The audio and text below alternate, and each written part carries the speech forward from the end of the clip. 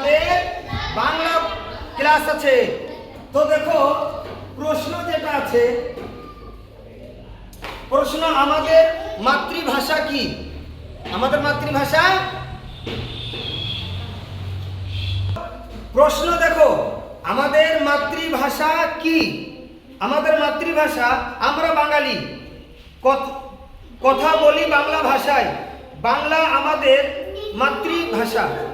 কি বোঝা গেল? আমরা বাঙালি এবং আমরা বাঙালি বিদায় আমরা বাংলায় কথা বলি, আর এই বাংলায় কথা বলি বিদায় এই বাংলা ভাষাটাই আমাদের মাতৃভাষা।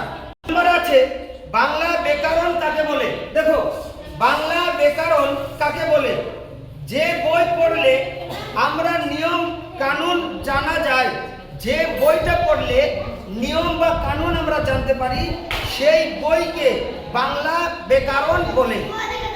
বইটা পড়লে নিয়ম বা কানুন আমরা জানতে পারবো, সেই বইটাকে বাংলা ব্যাকরণ বলা হয়। বাংলা ব্যাকরণ কাকে বলে?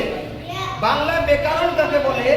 বাংলা ভাষায় নিয়ম কানুন যে বইতে লেখা আছে, यानी বাংলা ভাষায় বাংলার নিয়ম কানুন যে বইটাতে লেখা আছে এবং সে বই পড়ে আমরা বাংলা ভাষা শুদ্ধ রূপে লিখতে, পড়তে ও বলতে পারি।